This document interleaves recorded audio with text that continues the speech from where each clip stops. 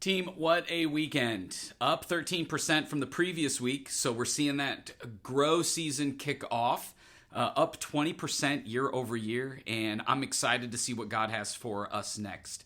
I love hearing some of the stories, including the audience member at one of our campuses who dropped the F word in the middle of the Choose Your Own Adventure game. Apparently they didn't like the choice or an outcome of what took place. But what I love about that is not the word that's used, but that people feel comfortable being their authentic selves here and for the opportunity God has to speak into their life. And my hope is that the seeds of the gospel that were planted or spread last week will continue to grow. That's a prayer that you could pray for us and for our church as we continue to step into the next few weeks.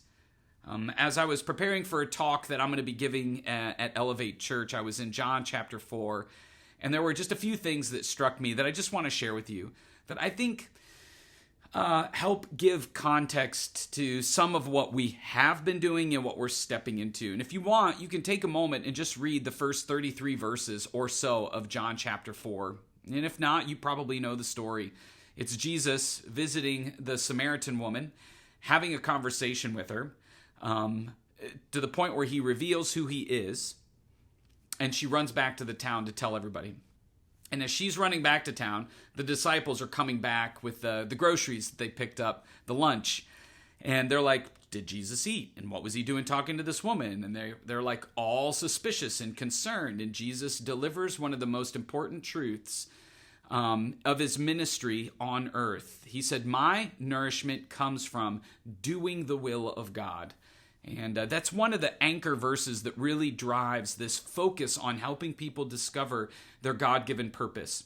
Bible understanding and all of that is important, but really we need to help people step into the mission and purpose that God has for them. And so I just want to highlight a few pieces of the story that I think are relevant for where we're at today and what we're stepping into. The first thing, if you read in John chapter 4, it says that he needed to go to Samaria.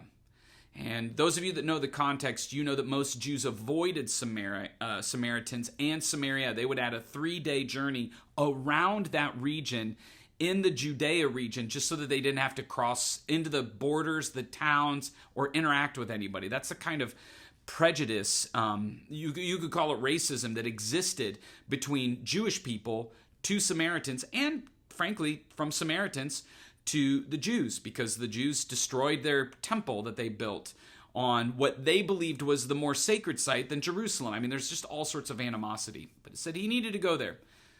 Jesus goes out of his way to reach unreached people. The second thing that he did is, as the disciples leave, he asked her for water, which seems simple enough, like, hey, can you help me get a drink? But Jesus used a physical need to point to a spiritual longing.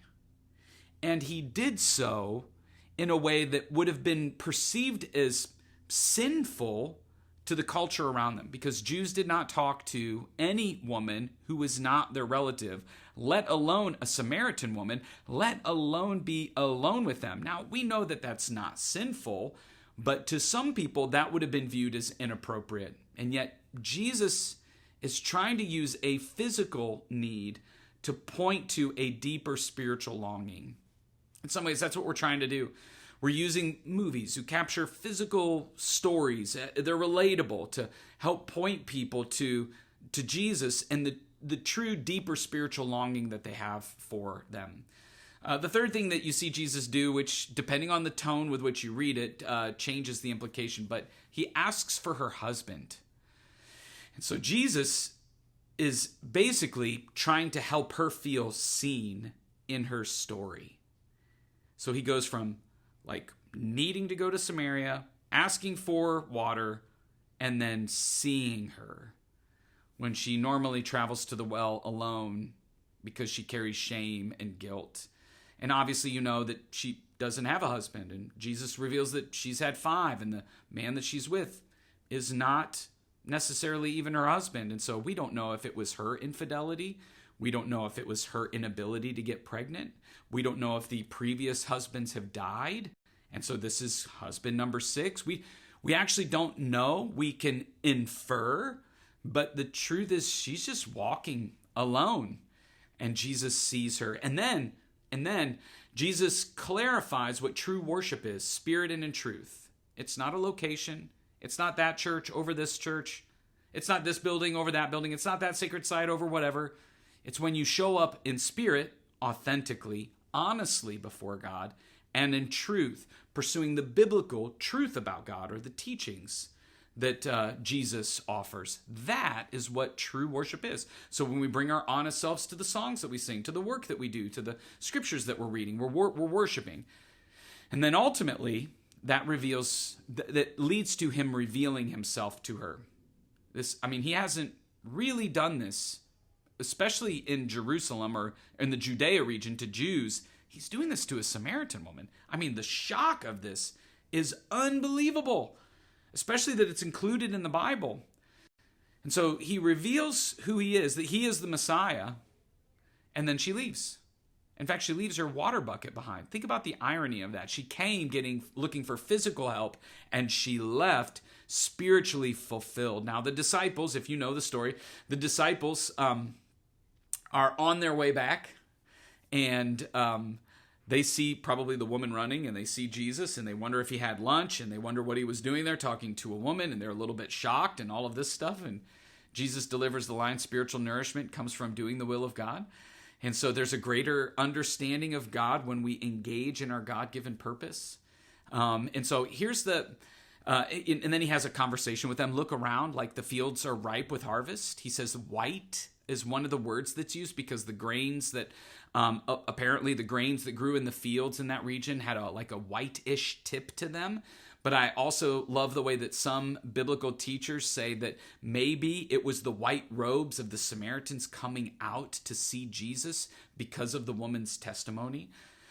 Either way, you have this beautiful story of Jesus going out of his way, doing interesting things, speaking to the deeper spiritual need, revealing himself in a way that impacts the woman, that then impacts other people, that transforms the town. He stays there for 2 days. That's the kind of work that we want to be a part of.